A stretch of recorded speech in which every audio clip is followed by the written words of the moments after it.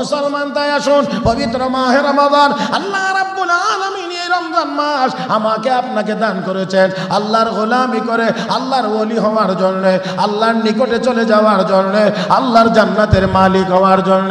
রাহমাতুল লিল আলামিন বলেছেন, রোজাদার ছাড়া রায়্যান নামক গেট দিয়ে জান্নাতে কেউ যাইতে পারবে না। আল্লাহ যেন আমাদের সবাইকে কবুল ও মঞ্জুর করেন, বলি আমিন। আর একটু জোরে আমিন। ও মুসলমান, তাই আসুন বলতে চাইছিলাম আমি, এই রমজান মাস শুধু রোজা রাখারই মাস না, কোরআন তিলাওয়াতের মাস, কারণ কোরআন নাজিল হয়েছে এই মাসে। দান খয়রাতের মাস, কারণ এই মাসে 1/700 পাওয়া যায়। হযরত আবু বকর সিদ্দিক রাদিয়াল্লাহু তাআলা আনহুকে এমন ভাবে আঘাত করা হয়েছে, তিনি বেহুশ হয়ে গিয়েছেন।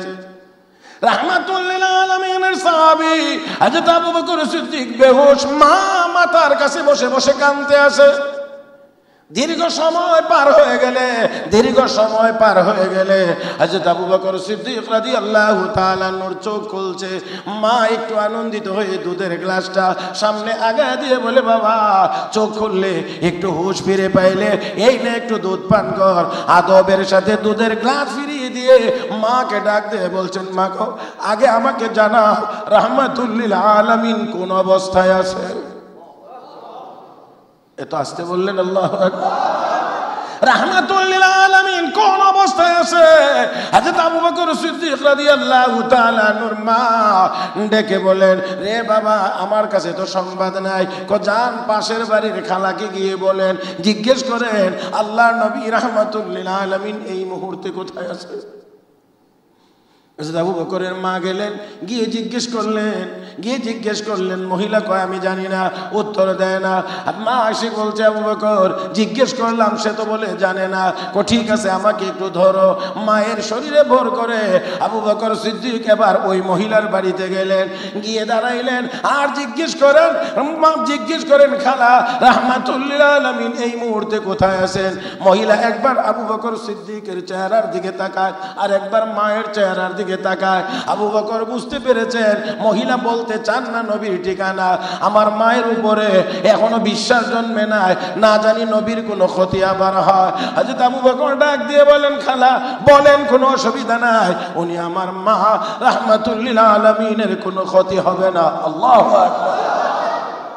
লা ইলাহা ইল্লাল্লাহু ওয়াহদাহু লা শারীকা লাহু ونشهد أن سيدنا وسندنا وحبيبنا ومولانا محمدا عبده ورسوله الذي أرسله بالحق بشيرا ونذيرا وداعيا إلى الله بإذنه وسراجا منيرا صلى الله تعالى عليه وعلى آله وأصحابه وبارك وسلم تسليما كثيرا. أما بعد، فأعوذ بالله من الشيطان الرجيم. بسم الله الرحمن الرحيم. يا أيها الذين آمنوا كتب عليكم الصيام كما كتب على الذين من قبلكم لعلكم تتقون. قال رسول الله صلى الله عليه وسلم: في الجنة 8 أبواب، منها باب يسمى الريان، لا يدخله إلا الصائمون. آمنت بالله، صدق الله مولانا العظيم، وبلغنا رسوله النبي الأمي الكريم، ونحن على ذلك لمن الشاهدين والشاكرين، والحمد لله رب العالمين. اللهم صل على محمد وعلى آل محمد كما صليت على إبراهيم وعلى آل إبراهيم إنك حميد مجيد اللهم بارك على محمد وعلى آل محمد كما باركت على إبراهيم وعلى آل إبراهيم إنك حميد مجيد لا إله إلا الله لا إله إلا الله لا إله إلا الله لا إله إلا الله لا إله إلا الله لا إله إلا الله محمد رسول الله محترم মুসল্লিয়ান کرام আল্লাহ রাব্বুল আলামিনের দরবারে শুকরিয়া আদায় করছি যিনি আমাদেরকে অত্যন্ত দয়া করে মায়া করে মেহেরবানি করে পবিত্র মাহে রমাদানুল মুবারকের প্রথম জুমার নামাজ আদায়ের উদ্দেশ্যে মসজিদে আসার বসার তৌফিক দান করেছেন মহব্বতের সাথে শুকরিয়া আদায় করছি আলহামদুলিল্লাহ আল্লাহ পাকের এক বিশেষ দয়া আল্লাহ পাক আমাদেরকে দীর্ঘ 1 বছর হায়াত দিয়ে আবার রমজান মাস পর্যন্ত আমাদেরকে পৌঁছিয়ে দিয়েছেন মুহতারাম হাজিরিন এই মাস এই উম্মতের বৈশিষ্ট্য এই মাস আল্লাহ আর কোনো নবী বা কোনো নবীর উম্মতকে দেন নাই আল্লাহ রাব্বুল আলামিন আমাদেরকে দিয়েছেন আমি আগেও একাধিকবার আপনাদের খেদমতে আরজ করার চেষ্টা করেছি যে এই মাসে আল্লাহ রাব্বুল আলামিন আমাকে আপনাকে 1-70 দান করেন আমল হবে একটা নেকি আল্লাহ রাব্বুল আলামিন দান করবেন 7 না 70টা আল্লাহ রাব্বুল আলামিন দিবেন 70টা আর সব সময়ের জন্য আছে 10টা তাহলে 7 আর 70 যদি গুণ করা হয় তাহলে এই মাসে এই উম্মত আমল করবে একটা আমল নামায় আল্লাহ সওয়াব দান করবেন 700 এই পবিত্র বরকতের মাস আল্লাহ রাব্বুল আলামিন আমাদেরকে দিয়েছেন যদি আমরা কাজে লাগাইতে পারি তাহলে এই মাসের ইবাদতের মাধ্যমে একজন মানুষ আল্লাহর ওলি হতে পারবে আল্লাহ রাব্বুল আলামিন এই উম্মতকে আল্লাহর বন্ধু বানানোর জন্য আল্লাহর ওলি বানানোর জন্যই আল্লাহ রাব্বুল আলামিন রমজান আমাদেরকে দান করেছেন কারণ আল্লাহর ওলি হওয়ার জন্য 2 জিনিস লাগে ঈমান লাগে তাকওয়া লাগে আর রমজান আল্লাহ আমাকে আপনাকে দান করেছেন তাকওয়াওয়ালা বানানোর জন্য ألا إن أولياء الله لا خوف عليهم ولا هم يحزنون الذين آمنوا وكانوا يتقون আল্লাহ রাব্বুল আলামিন বলেন যারা আল্লাহর ওলি হয়ে যায় আল্লাহর বন্ধু হয়ে যায় আল্লাহর প্রিয় হয়ে যায় তাদের কোনো ডর নাই ভয় নাই মরণের গাড়িতে ভয় নাই কবরে ভয় নাই হাসরে ভয় নাই মিজানে ভয় নাই পুলসিরাতে ভয় নাই জাহান্নামের ভয় নাই 6টা ঘাটি থেকে আমার আল্লাহ তাদেরকে নিরাপদে পার করে জান্নাতে পৌঁছায়া দিবেন কয়টা ঘাটি পার করে 6টা ঘাটি পার করে আল্লাহ রাব্বুল আলামিন আমাকে আপনাকে জান্নাতে পৌঁছানোর জন্যই এই মাহে রমাদান আমাদেরকে দিয়েছেন মুসলমান সামান্য একটু কষ্ট হয় আমার তো মনে হয় কোন দিক থেকে আরো আরাম হয় হ্যাঁ রমজান মাসে কিছু কিছু দিক থেকে অনেক আরাম হয় অনেক ঔষধ কম সেবন করলেও চলে হ্যাঁ অনেক ঔষধ কম সেবন করলেও চলে তাহলে এখানে একটু কথা বুঝতে হবে আসলে বেশি খাওয়ার মধ্যে সুবিধা না কম খাওয়ার মধ্যে সুবিধা এখন তো শুধু খাওয়ার পিছনে আছি কত খাওয়া যায় কত খাইতে চাই আমরা কত খাইতে চাই শাইখুল হাদিস ওয়াত তাফসীর ওয়াল ফিকহ হযরত আকদাস মাওলানা মুফতি জারওয়াল খান রাহমাতুল্লাহ আলাইহি সেজন্য বলতেন তোমাকে আগে সিদ্ধান্ত নিতে হবে তুমি খাইবা না খানা তোমারে খাইবো বুঝেন নাই তুমি খানা খাইবা না খানায় তোমারে খাইবো, এটা সিদ্ধান্ত নিতে হবে। কম খাইবা তো তুমি সারা জীবন খাইতে পারবা, আর বেশি খাইবা তো কিছুদিন পরে সেই খানাই তোমাকে খেয়ে ফেলবে। বর্তমান দুনিয়াতে বেশি খাওয়ার কারণে অধিকাংশ মানুষ অসুস্থ, বেশি খাওয়ার কারণে। যার কারণে ডাক্তারদের কাছে গেলে শুধুই বলে কম খান, কম খান, কমায় খান, কম করেন, কম। এই কমের নসিহত করতে করতে করতে করতে ডাক্তাররা শুদ্ধ খাই, কিন্তু তারপরেও কমানো যায় না। তাহলে বোঝা গেল যে আসলে বেশি খাওয়ার মধ্যে আরাম না, কম খাওয়ার মধ্যে আসলে আরাম। হ্যাঁ, কম খাওয়ার মধ্যে আরাম অনেক রোগ ব্যাধি থেকে। এই জন্য পেটটাকে বলা হয় আল মিয়াদাতু বাইতুল আদওয়া। এই পাকস্থলীটা হলো সকল রোগের ঘর, কেন্দ্র। এখান থেকে সব ছড়া। এই জন্য এটাকে যত বেশি সুন্দর পরিষ্কার রাখা যায়, যত বেশি নিয়ন্ত্রণে রাখা যায়, অন্যান্য রোগ ব্যাধি তত বেশি নিয়ন্ত্রণে থাকবে। মুহতারাম হাজরিন, যাই হোক, আসুন তো আল্লাহ রাব্বুল আলামিন এই পবিত্র মাস আমাকে আপনাকে দান করেছেন।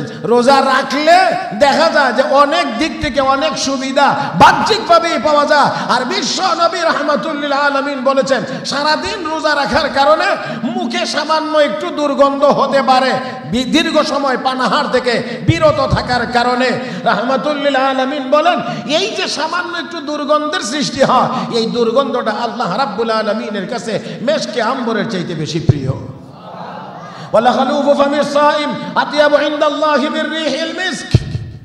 আল্লাহ নবী বলেন, আল্লাহ রাব্বুল আলামিনের কাছে মেশকে আম্বরের চাইতে রোজাদারের মুখের দুর্গন্ধ অনেক অনেক অনেক বেশি উত্তম। মুহাদ্দিসিন কেরাম ব্যাখ্যায় লিখেছেন, এটা একেবারেই সরাসরি এই অর্থেই হতে পারে, অথবা একটু ভিন্ন অর্থে হতে পারে।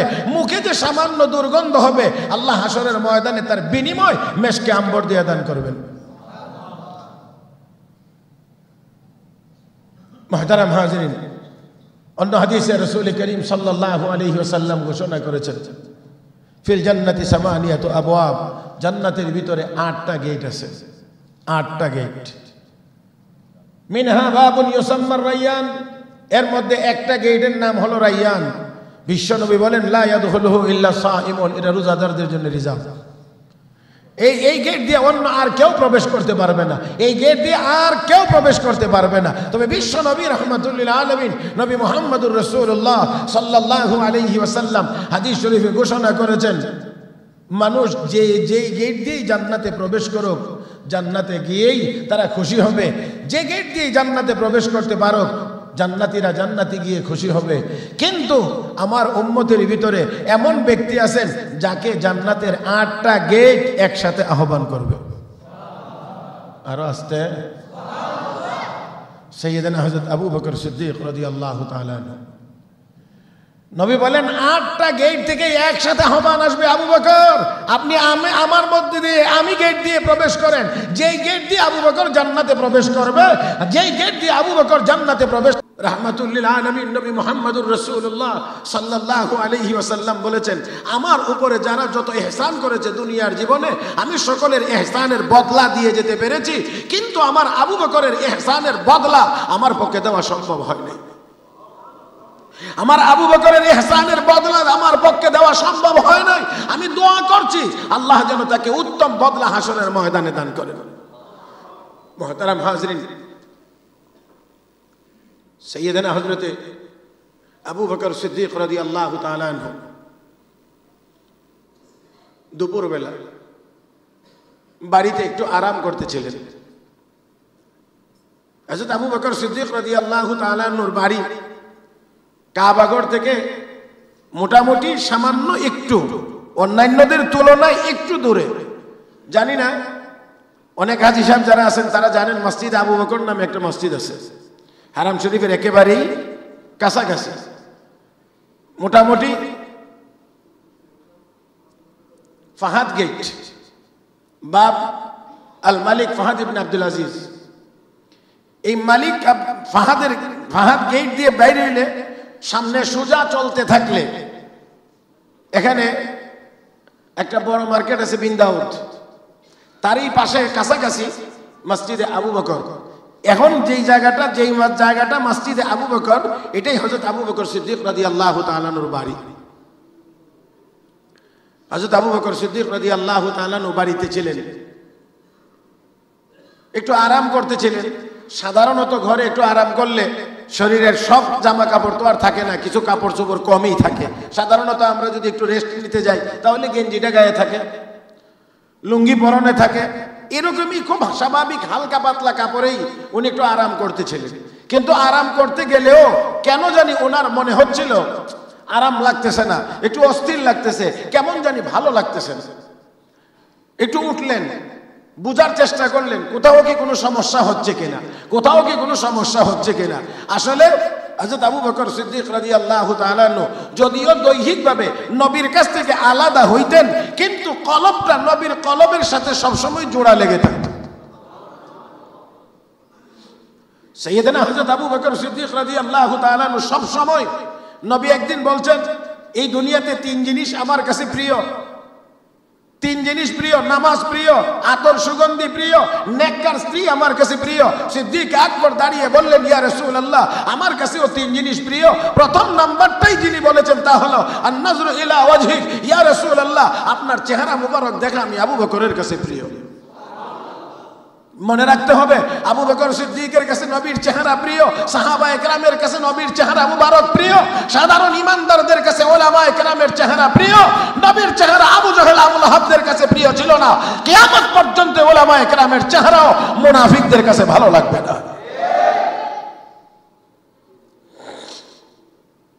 প্রথম নম্বরে তিনি বললেন আন-নাজরু ইলা ওয়াজহিক,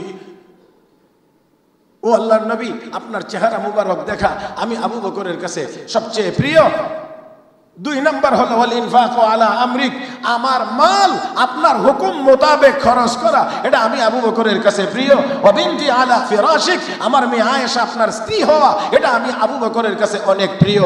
দেখেন লক্ষ্য করে, নবী বলছেন তিনটা, সেজন্য আবু বকর সিদ্দিকও বলছেন তিনটা, সংখ্যায় বলেছেন তিনটা, কিন্তু কথা মূলত বলেছেন একটা, আপনার চেহারা, আপনার হুকুম, আপনি আমার মেয়ের স্বামী।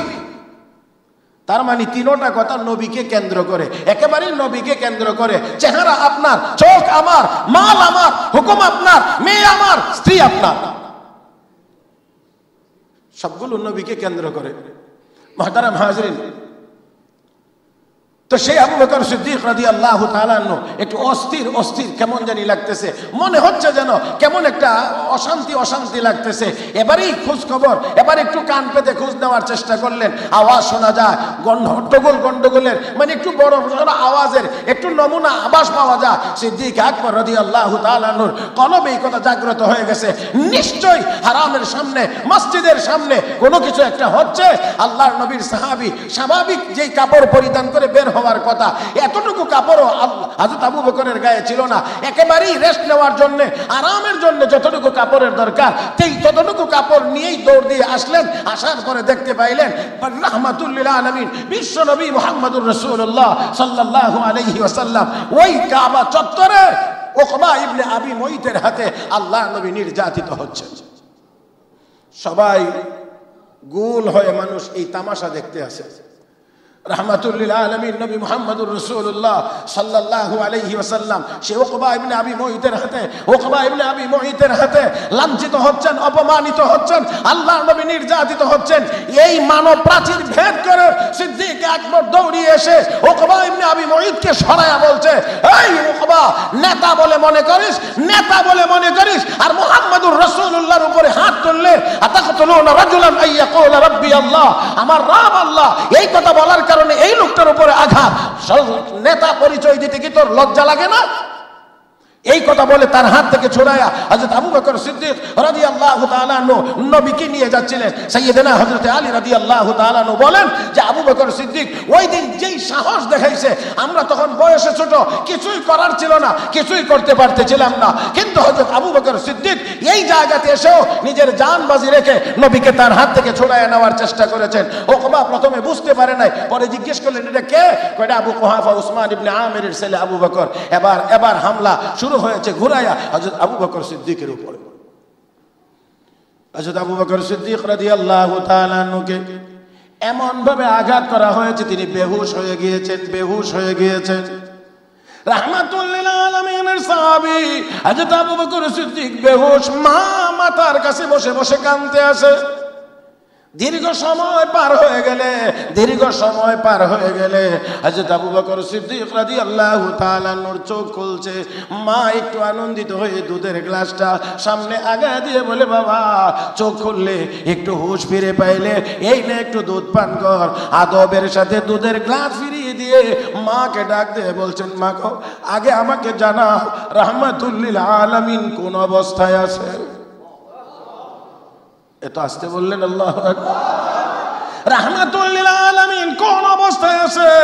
হযরত আবু বকর সিদ্দিক রাদিয়াল্লাহু তাআলা আনহুর মা ডেকে বলেন, রে বাবা, আমার কাছে তো সংবাদ নাই। যান পাশের বাড়ির খালাকে গিয়ে বলেন, জিজ্ঞেস করেন আল্লাহর নবী রাহমাতুল লিল আলামিন এই মুহূর্তে কোথায় আছে। আবু বকরের মা গেলেন, গিয়ে জিজ্ঞেস করলেন। মহিলা কয়, আমি জানি না, উত্তর দেয় না। মা এসে বলছে, আবু বকর জিজ্ঞেস করলাম, সে তো বলে জানে না। ঠিক আছে, আমাকে একটু ধরো। মায়ের শরীরে ভর করে আবু বকর সিদ্দিক এবার ওই মহিলার বাড়িতে গেলেন, গিয়ে দাঁড়াইলেন আর জিজ্ঞেস করেন খালা রাহমাতুল লিল আলামিন এই মুহূর্তে কোথায় আছেন? মহিলা একবার আবু বকর সিদ্দিকের চেহারার দিকে তাকায় আর একবার মায়ের চেহারার দিকে তাকায়। আবু বকর বুঝতে পেরেছেন মহিলা বলতে চান না নবীর ঠিকানা।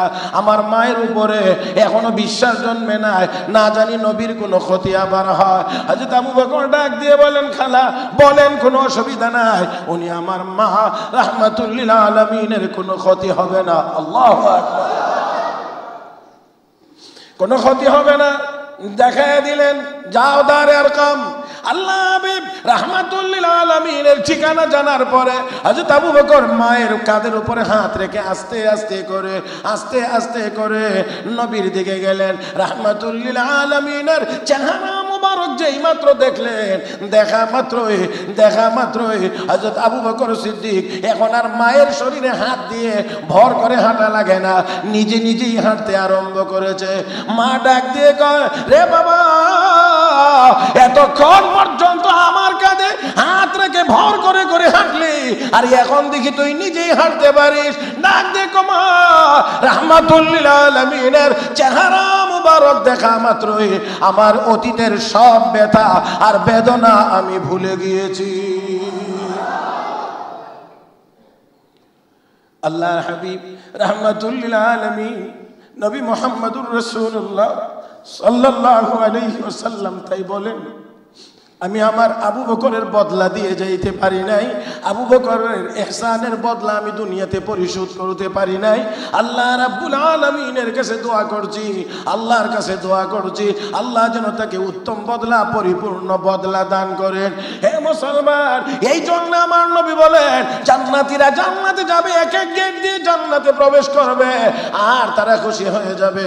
আর আমার আবু বকরকে জান্নাতের 8টা গেট থেকে একসাথে আহ্বান করা হবে। আল্লাহু আকবার, আল্লাহু আকবার। ও মুসলমান, হযরত আবু বকর সিদ্দিক রাদিয়াল্লাহু তাআলা আনহু, আবু বকর সিদ্দিক রাদিয়াল্লাহু তাআলা আনহু নবীর এত প্রিয়, আর জান্নাতের 8টা গেট একসাথে আহ্বান করবে। শুধুমাত্র তা না, আমার নবী বলেন, গোটা উম্মতের ঈমান যদি এক পাল্লায় রাখা হয়, আবু বকরের ঈমান যদি আরেক পাল্লায় রাখা হয়, তাহলে আবু বকরের ঈমানের পাল্লাটা ভারী হয়ে যাবে। কেমন ঈমানওয়ালা, একজনের ঈমান গোটা উম্মতের ঈমান একদিকে দিলে একজনের ঈমানের পাল্লা ভারী হবে।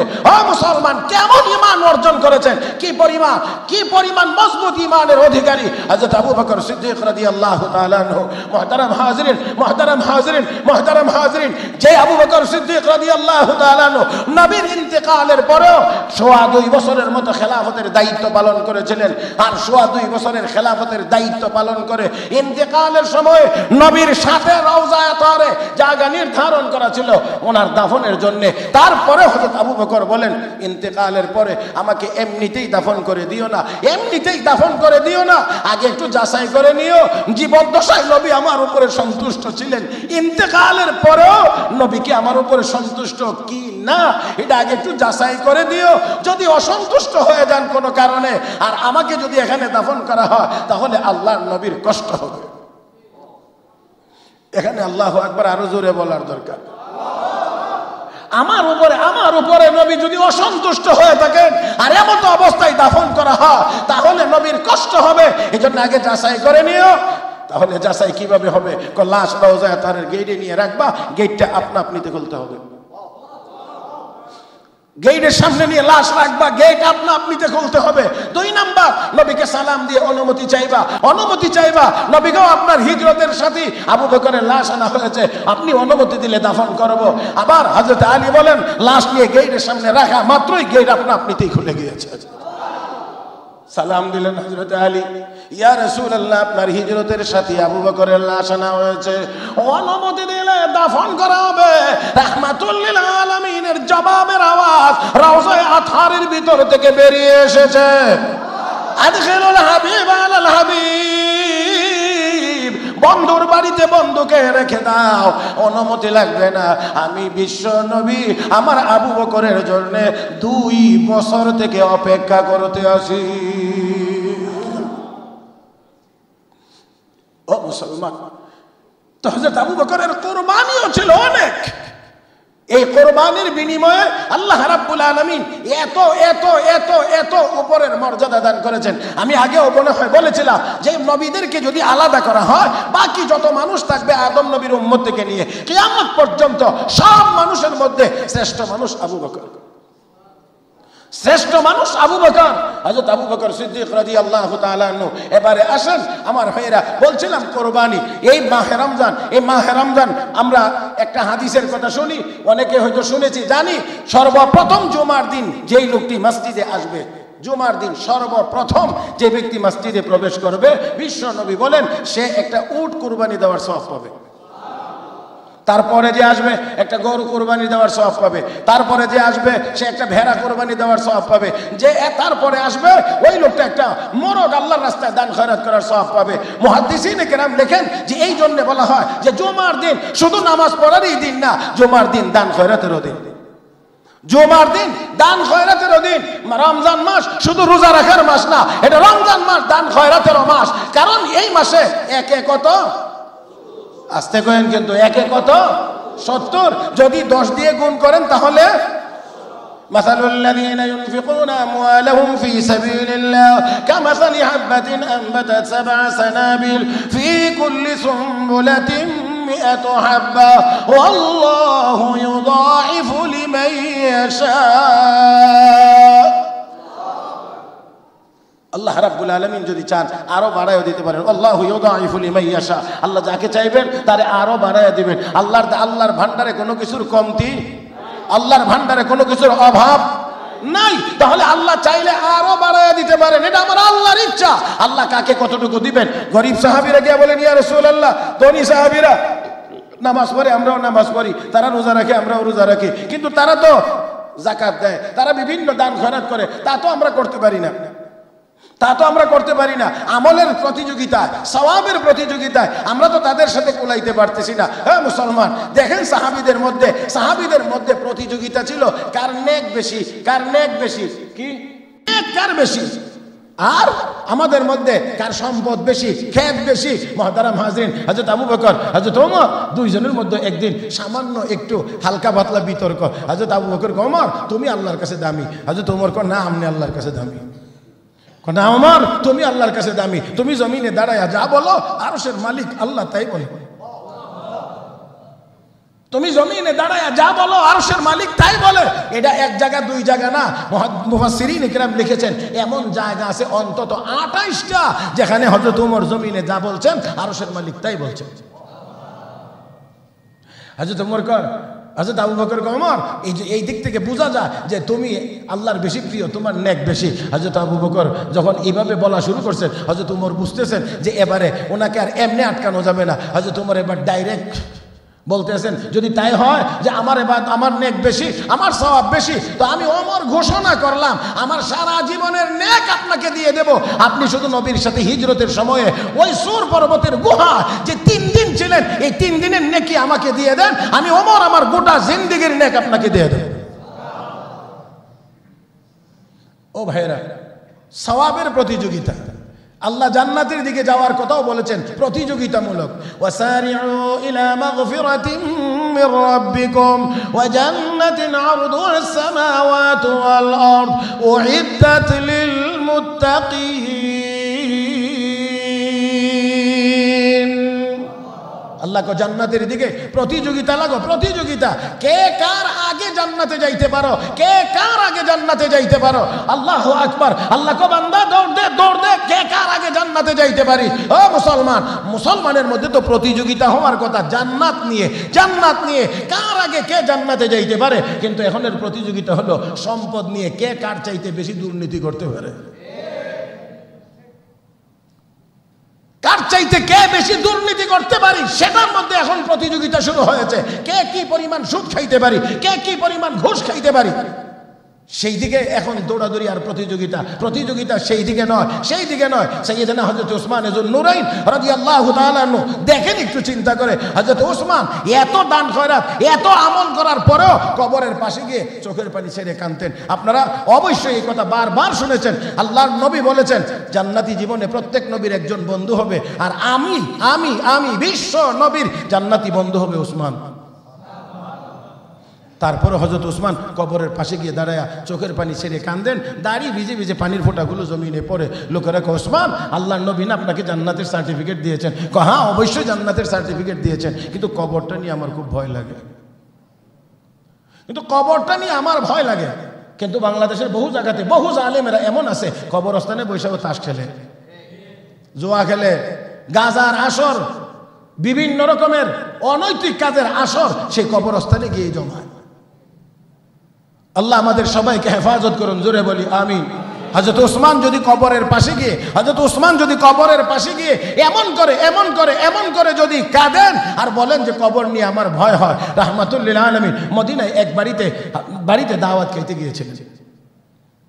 সাহাবী গরিব ছিলেন, দাওয়াত খেতে গেছেন। হযরত আবু বকর, হযরত উমর, হযরত ওসমান, কয়েকজন সাহাবী নবীর সাথেও ছিলেন। হযরত উমর গিয়ে বসছিলেন না, হযরত উমর গিয়ে বসতেছিলেন না, কেমন জানি অস্থির অস্থির। নবীজিকে, উমর এমন করছো কেন?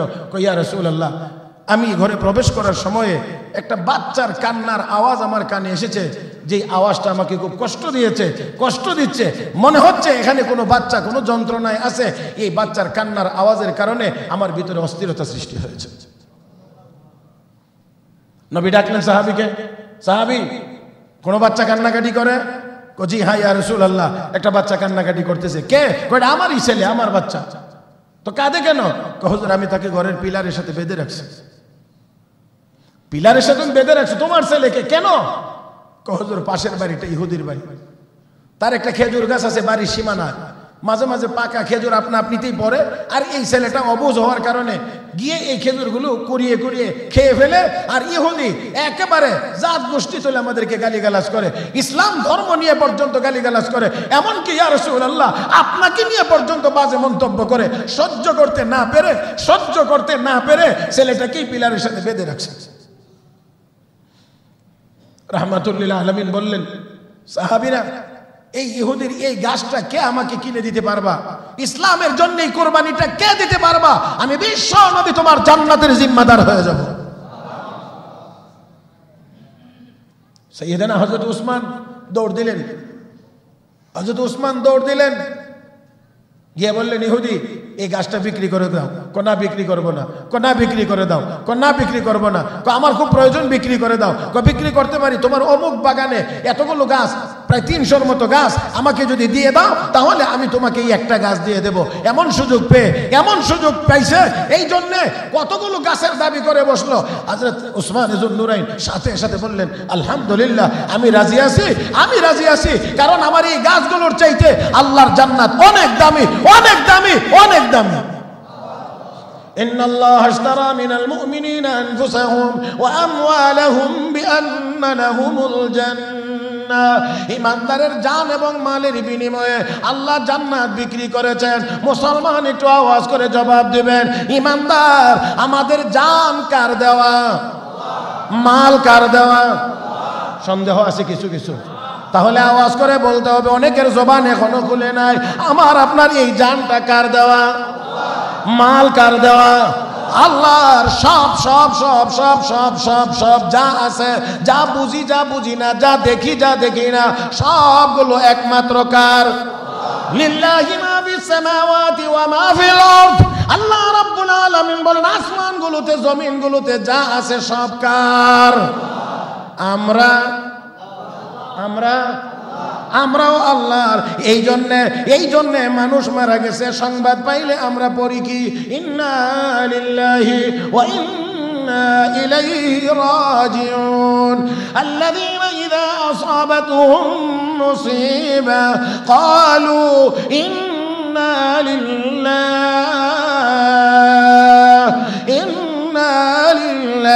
ওয়া ইন্না ইলাইহি রাজিউন। আমরা সবাই কার জন্যে? তাহলে সবাই আমরা আল্লাহ, সবাই আল্লাহর দিকে ফিরে যাব। কার দিকে ফিরে যাব? ইচ্ছায় হোক অনিচ্ছায় হোক, বিশ্বাস করে হোক আর অবিশ্বাসী হয়ে হোক, যাইতে হবে কার কাছে? হাদিস শরীফে আছে, বুখারী শরীফের হাদিস, পূর্বের যুগের কোনো এক ব্যক্তি মৃত্যুর সময় তার ছেলেদেরকে ওসিয়ত করেছে, আমি যেই পরিমাণ পাপ আর গুনাহ করছি নিশ্চিত আমি আযাবের উপযুক্ত, আল্লাহ ধরলে আমারে আযাব দিবেনই, তাই একটা কাজ করে। বলে কি? আমার লাশটা পুরাইয়া ছাই করে কিছু বাতাসে কিছু পানিতে, বাতাসে উড়াইয়া দিবা, পানিতে ডুবাইয়া দিবা, যাতে আমাকে আযাবের সম্মুখীন হওয়া না লাগে। আপনারা কি মনে করেন যে বাতাসে উড়িয়ে দিলে আর সমুদ্রে ডুবাইয়া দিলে আমার আল্লাহ এখান থেকে আবার বের করতে পারবেন না? হ্যাঁ না, একটু আসতে বলছেন আর কি, পারবেন? মুসলমান, আল্লাহ রাব্বুল আলামিন ডাকলেন, পানি তোর ভিতরে কি আছে দে।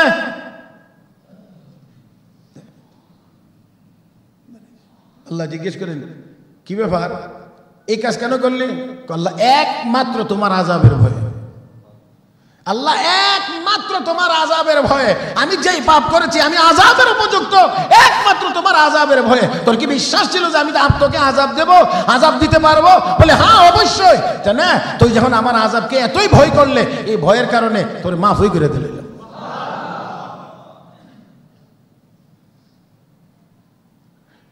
আমার আল্লাহর ইচ্ছা, আল্লাহ যদি মাফ করে দেন, কেউ জিজ্ঞাসা করার কোনো ক্ষমতা? ওরে কেন মাফ করলেন, আমাকে কেন করবেন, এই কেন বলে আল্লাহকে প্রশ্ন করার কোনো ক্ষমতাই কাহারই নাই। মুহতারাম হাজরিন, আল্লাহ আমাদের সবাইকে বুঝার তৌফিক দান করুন, বলি আমিন। বলছিলাম জান কার দেওয়া, মাল কার দেওয়া, সব কিছু কার? আসমান জমিনে যা আছে সব আল্লাহ। তো আল্লাহই জান দিলেন, আল্লাহই মাল দিলেন, আবার কো জান্নাত বিক্রি করলাম জান আর মালের বিনিময়ে। ও মুসলমান, আল্লাহ কো বান্দা তোর কাছে তো আসলে কিছুই নাই, তুই না, তোরই তো আমি বানাইলাম। কাইফা তাকফুরুনা বিল্লাহি ওয়া কুনতুম আমওয়াতান ফাআহইয়াকুম। কেমনে তুই না ফরমানি করিস? তুই না, আমি আল্লাহ তোরে বানাইছি। ফাআহইয়াকুম, আল্লাহ বানাইছেন। তাহলে আমরা সব যা আছি পৃথিবীতে সব একমাত্র কার?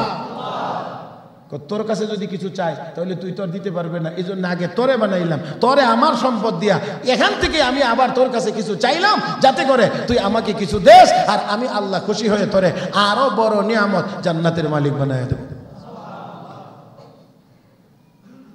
হযরত উসমান যুন্নুরাইন রাদিয়াল্লাহু তাআলা আনহু বললেন ঠিক আছে, আমি একটা গাছ নিয়ে নিলাম, তোর যত গাছ মনে চায় তোর গাছ নিয়ে যা। আল্লাহর নবী বলেছেন এই গাছ আমার লাগবে।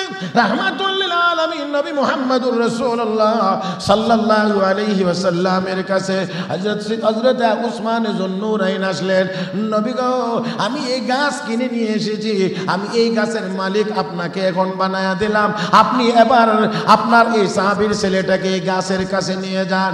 রাহমাতুল লিল আলামিন নিজের হাতে গিয়ে বাঁধ করলেন, রশির বাঁধ করলেন আর বাচ্চাটাকে নিয়ে গেলেন গাছের নিচে। আল্লাহর হাবিব গিয়ে দাঁড়িয়ে বলেন, রে বাচ্চা, হে তলহার ছেলে, নে আজ থেকে আমি বিশ্ব নবী এই গাছের মালিক তোকে বানায়া দিয়ে গেলাম। ও মুসলমান, তাই আসুন আল্লাহ হাবিব রাহমাতুল লিল আলামিনের সাহাবীর কথা, হযরত আবু বকর সিদ্দিকের কথা বলতেছিলাম। তাদের মধ্যে প্রতিযোগিতা ছিল কার মধ্যে নেক বেশি। ও মুসলমান, আমাদের প্রতিযোগিতা হওয়া চাই নেকের মধ্যে প্রতিযোগিতা হওয়া চাই, সওয়াবের কাজের মধ্যে। আমাদের প্রতিযোগিতা যেন কোনো গুনার কাজের মধ্যে না হয়। ও মুসলমান, তাই আসুন পবিত্র মাহে রমাদান আল্লাহ রাব্বুল আলামিন এই রমজান মাস আমাকে আপনাকে দান করেছেন আল্লাহর গোলামি করে আল্লাহর ওলি হওয়ার জন্য, আল্লাহর নিকটে চলে যাওয়ার জন্য, আল্লাহর জান্নাতের মালিক হওয়ার জন্য। রাহমাতুল লিল আলামিন বলেছেন রোজাদার ছাড়া রায়্যান নামক গেট দিয়ে জান্নাতে কেউ যাইতে পারবে না। আল্লাহ যেন আমাদের সবাইকে কবুল ও মঞ্জুর করেন, বলি আমিন। আর একটু জোরে আমিন। ও মুসলমান, তাই আসন বলতে চাইছিলাম আমি, এই রমজান মাস শুধু রোজা রাখারই মাস না, কোরআন তিলাওয়াতের মাস, কারণ কোরআন নাজিল হয়েছে এই মাসে। দান খয়রাতের মাস, কারণ এই মাসে একে 700 পাওয়া যায়। হ্যাঁ, একে 700 পাওয়া যায়, সবসময় 10 পাওয়া যায়। ছোট্ট একটা ঘটনা আপনাদেরকে শুধুমাত্র সংক্ষেপে শোনাইতে চাই। জগৎ বিখ্যাত আল্লাহর ওলি হযরত রবি ইবনে সুলাইমান রাহমাতুল্লাহি আলাইহি, রবি ইবনে সুলাইমান রাহমাতুল্লাহি আলাইহি হজের সফরে বের হয়েছিলেন। হজের সফরে ভাই বেরাদর সহ, আত্মীয় স্বজন সহ বড় এক কাফেলা নিয়ে তিনি ইরাকের বিভিন্ন অঞ্চল পাড়ি দিয়ে কুফাতে এসে রাত্রি যাপন করবেন সিদ্ধান্ত নিয়েছেন। তাঁবু টানাইছেন। আগে তো পায়ে চলতে থাকতো, রাত্র হইছে সুবিধা মতো জায়গায় তাঁবু টানায় বাস হাজি সাহেব এখানে থাকতেন। পরদিন আবার সফর শুরু হইতো। মুহতারাম হাজরিন, তো হযরত রবি ইবনে সুলাইমান চিন্তা করলেন একটু ঘুরে ফিরে দেখি তো, কুফা নগরী তো ইসলামের স্মৃতি বিজড়িত জায়গা, ইসলামের বহু নিদর্শন এর সাথে জড়িত, একটু ঘুরে ফিরে দেখি। দেখতে কেমন হাঁটতেছেন, তাকায়া দেখেন এক জায়গায় এক মহিলা মরা গরুর গোশত কেটে কেটে ব্যাগের ভিতরে ঢুকাইতে আছে। হযরত রবি ইবনে সুলাইমান চিন্তা করলেন সর্বনাশ, মরা গরুর গোশত মহিলা কেটে নিয়ে যাবে কোথায়? বাজারে টাজারে বিক্রি করে আবার মুসলমানকে হারাম খাওয়ায় কিনা, এই জন্য একটু দেখি তো। একটু দাঁড়াইলেন, দূর থেকে অনুসরণ করতে লাগলেন। দেখলেন অল্প কিছু গোশত কেটেই মহিলাটি আস্তে আস্তে করে এবার পথ চলতে শুরু করেছে। তিনি বলেন আমিও পিছনে পিছনে হাঁটতে শুরু করলাম। দেখলাম যে না, বাজারে যায় না, বাড়ির ভিতরে গিয়ে ঢুকছে। একটা বাড়ির ভিতরে গিয়ে নক করেছে। ছোট ছোট কয়েকজন মেয়ে বের হয়েছে, তাদের হাতে ব্যাগটা উঠাইয়া দিয়ে বলতে আছে, মায়েরা আল্লাহর পক্ষ থেকে যা পেয়েছো খেয়ে শুকরিয়া আদায় করো। আমি এই আওয়াজ শুনে বুঝতে পারলাম তারা মুসলমান। আল্লাহর শুকরিয়া আদায় করো এই কথা বলছে, বুঝতে পারলাম মুসলমান। তাহলে মরা গরুর গোশত খায় কেন? এই জন্য পিছন দিক থেকে হালকা করে আওয়াজ দিয়ে বললাম, মুসলমানের জন্য তো মরা গরুর গোশত খাওয়া হারাম। এমনি মহিলা একটু পিছন দিকে তাকায়, কে তুমি? আমি একজন মুসাফির। মরা গরুর গোশত খাওয়া হারাম, এটা আমাদের জানা আছে। তারপরও খাচ্ছেন কেন? খাচ্ছি এই জন্যে, জান বাঁচানোর বিকল্প কোনো পথ আর পদ্ধতি যদি না থাকে, তাহলে যতটুকু খাইলে জান বাঁচে ততটুকুর খাওয়ারও একটা অনুমতি শরীয়তে আছে। ওই অনুমতির ভিত্তিতেই খাচ্ছি। যদি আপনারা বুঝে থাকেন তাহলে বলেন এই লোকগুলো খুব স্বাবলম্বী। আমি মনে হয় বুঝাইতে পারি নাই। কোনো মুসলমান মরা গরুর গোশত খাইতে পারে না, হারাম। কিন্তু এমন কোনো জায়গাতে যদি থাকে যেখানে তার কাছে আর কোনো খাবার, কোনো ব্যবস্থা নাই, আর জান বাঁচানোর মতো আর কোনো ব্যবস্থা তার কাছে নাই, তাহলে যতটুকু খাইলে জানটা বাঁচে এতটুকু পরিমাণ খাওয়ার অনুমতি আছে। তাহলে তারা ওই হালতের মধ্যেই আছে। হযরত রবি ইবনে সুলাইমান রাহমাতুল্লাহি আলাইহি এই কথা শুনলেন, ডাক দিয়ে বললেন, মাগো কি অবস্থা, এত দুরবস্থা, কারণ কি? হেরে বাবা, আমার স্বামী একমাত্র উপার্জন করার মতো ব্যক্তি ছিলেন। দুনিয়া থেকে বিদায় হয়ে যাওয়ার পরে আমি আমার মেয়েগুলোকে নিয়ে বড় কষ্টের ভিতর দিয়ে দিন যাপন করছি। তাকিয়ে দেখো, আমার এই মেয়েগুলোর মুখে আমি আজ মা হয়ে 3 দিনের ভিতরে কোনো খাবার তুলে দিতে পারি নাই। আমি মা হয়ে আর কতক্ষণ পর্যন্ত সহ্য করব? আমি আর সহ্য করতে না পেরে এই জন্যে আমি মরা গরুর গোশত সামান্য একটু কেটে এনে তাদের হাতে দিয়েছি। হযরত রবি ইবনে সুলাইমান রাহমাতুল্লাহি আলাইহি মনে মনে চিন্তা করতে লাগলেন, মুসলমান খাদ্যের অভাবে পড়ে মরা গরুর গোশত খাবে, আর আমি নফল হজের জন্য মক্কা মদিনায় যাব না, না, অন্তত এই বছর না। হজের প্রোগ্রামটাই মনে মনে স্থগিত করে দিলেন। হজের প্রোগ্রামটাই স্থগিত করে দিয়ে তিনি ডাক দিলেন, মা একটু সামান্য সময় অপেক্ষা করেন, এই মরা গরুর গোশত রান্না করবেন না, আমি দেখি আপনাদের জন্য একটু ভালো খাবারের ব্যবস্থা করা যায় কিনা। মহিলাটি ডাক দিয়ে কয়, রে বাবা, মরা গরুর গোশত খাওয়া তো এটা আমাদের কোনো শখের বিষয় না, আনন্দের বিষয় না, ঠেকায় পরে নিয়ে এসেছিলাম। যদি ভালো খাবারের ব্যবস্থা হয় আমরা আরো ধৈর্য ধারণ করার জন্য রাজি আছি। হযরত রবি ইবনে সুলাইমান রাহমাতুল্লাহি আলাইহি গেলেন, হাজীদের কাছ থেকে বিদায় নিলেন, আমি আর হজে যাব না। এবার তিনি টাকা পয়সা নিয়ে বাজারে প্রবেশ করলেন, রুটি বানানোর জন্য যা খাবারের জন্য যা যা প্রয়োজন সব নিলেন, কিছু কাপড় চোপড় নিলেন, অবশিষ্ট টাকাগুলো এর ভিতরেই ঢুকায় হাদিয়া নিয়ে বাড়িতে পেশ করলেন। ডাক দিয়ে বললেন, নেন, এইগুলো আপনাদের জন্য হাদিয়া। মহিলাটি পাইয়া আল্লাহ রাব্বুল আলামিনের কাছে দোয়া করেন, আল্লাহ, যেই ব্যক্তি আমাদের ক্ষুধার্ত পেটে খাবারের ব্যবস্থা করে দিলেন, পরনে কাপড়ের ব্যবস্থা করে দিলেন, আল্লাহ তুমি তার সকল সমস্যার সমাধানের জিম্মাদার হয়ে যাও। মেয়েগুলো দোয়া করে, সর্বশেষ ছোট মেয়েটা দোয়া করে, আল্লাহ আমাদের পরনে যে ব্যক্তি কাপড়ের পেটে খাবারের ব্যবস্থা করে দিলেন, হাসরের ময়দান যেদিন কায়েম হবে, আল্লাহ তোমার আরশ ব্যতীত ছায়া থাকবে না, তোমার হাবিব আমাদের নানা জান রাহমাতুল লিল আলামিন ছাড়া কোনো সুপারিশগার থাকবে না। ওই কঠিন মুসিবতের দিনে তোমার বন্ধু আমাদের নানার হাতে ওই ব্যক্তিটাকে তুমি হাউজে কাউসারের পানি নসিব করে দিও। আমি এই দোয়াগুলো পাইয়া বসে রইলাম, অপেক্ষা করতে লাগলাম হাজী সাহেবরা কখন ফিরবে, আমি তাদের সাথে সালাম মুসাফা করব, আগে তাদের কাছ থেকে দোয়া নেব।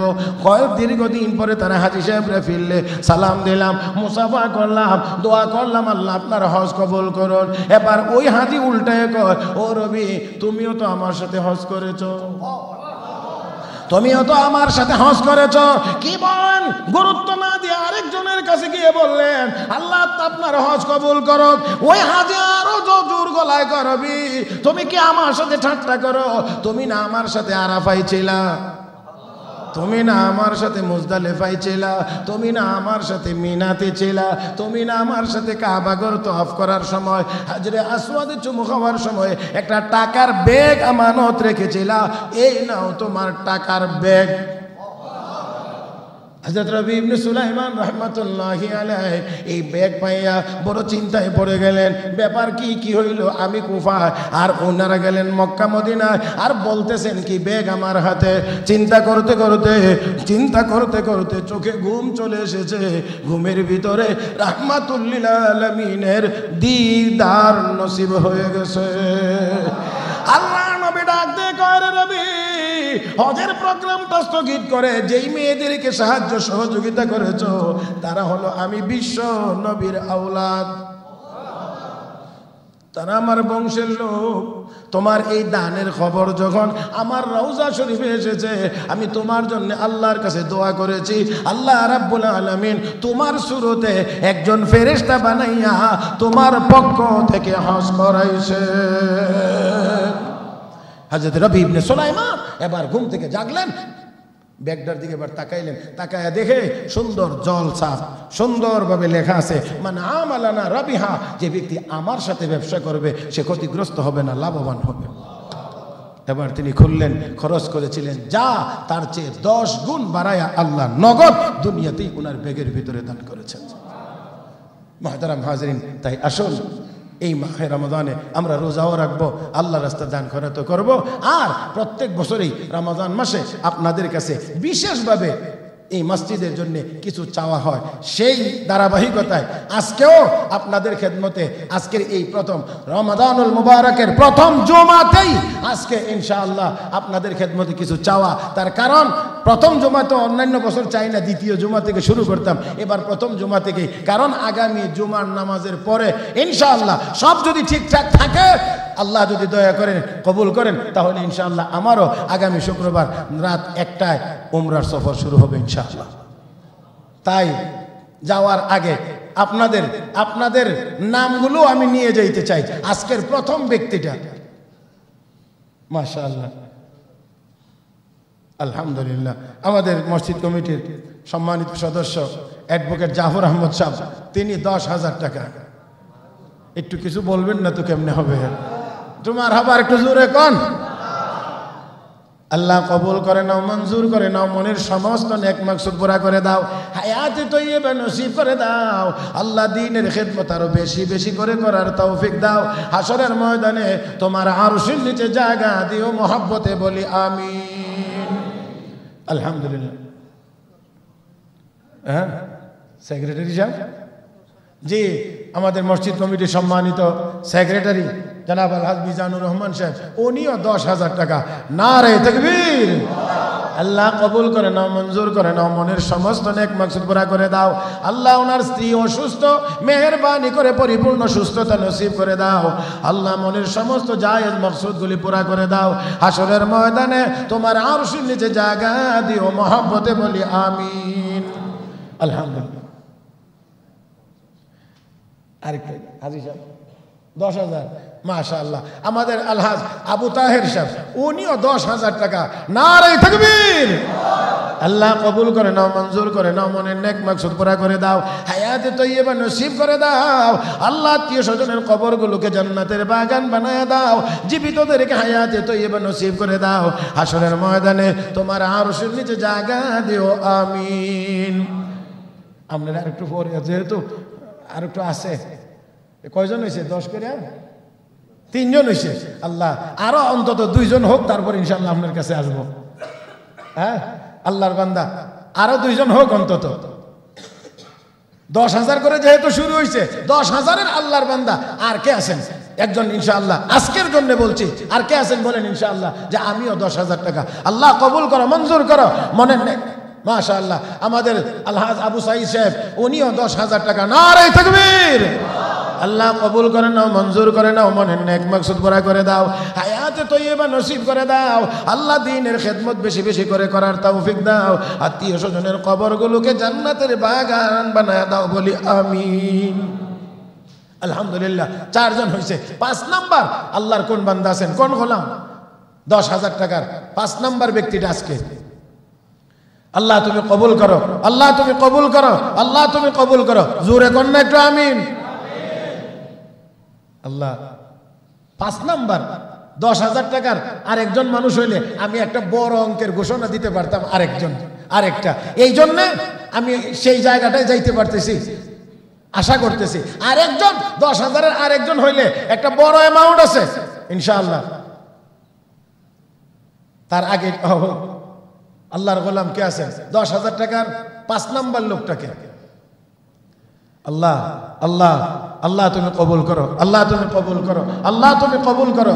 জোরে বলেন আমিন, জোরে বলেন আমিন। আল্লাহ তুমি কবুল করো। 5 নাম্বার 10,000 টাকার 5 নাম্বার ব্যক্তিটা